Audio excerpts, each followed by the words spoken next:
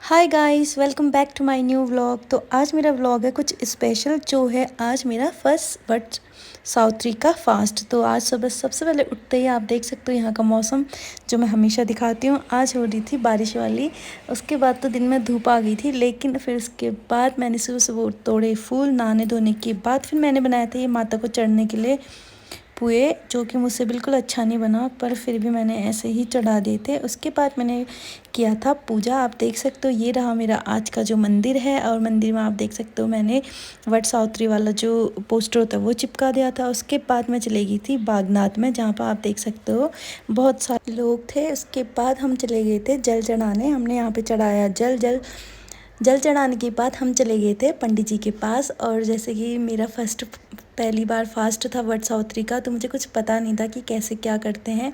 तो मेरी दोस्त है, उसने मुझे सब कुछ अच्छे से बताया, और उसके साथ एक दीदी थी जिन्होंने हम दोनों को अच्छे से पूजा करवाई, और वो हमें एक पंडित जी के पास लेके गई। हम पंडित जी के पास गए तो पंडित जी ने पाठ पढ़वाया। पाठ पढ़ने के बाद उन्होंने हमें सारे विधि विधान बताए कि आपको क्या क्या करना है।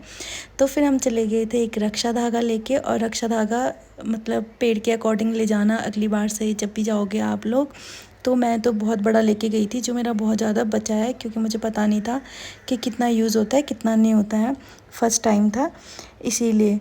तो फिर हमने जो पेड़ होता है बरगद के पेड़ के वहाँ पे 7 फेरे लेने होते हैं रक्षा धागा को बांध के। और जहाँ पर आप अपना रक्षा धागा बांधते हो, तो आप वहीं पे ही अपना जो कंप्लीट होता है फेरा, उसके बाद वहीं पे उसको फिनिश करना होता है। तो हमने भी वैसे वही सब कुछ किया जैसे पंडित जी ने हमें बताया था। उसके बाद सारे जो भी हम घर से लेके आए थे, जैसे हमने पुए बनाए थे वो, और कच्चे चने, ये माता को प्रसाद चढ़ता है, ये सारी चीज़ें हमने वहाँ पे चढ़ाई। और माता का श्रृंगार लेके जाना, और दूध पानी जो भी आपके पास होगा वो सब वहाँ पे चढ़ा देना।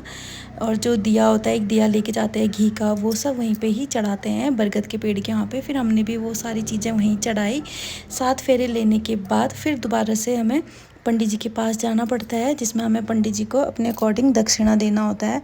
फिर हमने पंडित जी को दक्षिणा दी। उसके बाद हम चले गए थे बागनाथ में ही। फिर हम थक गए थे बहुत ज़्यादा। फिर हम वहाँ पे भोलेनाथ का मंदिर है, वहाँ पे हम गए थे।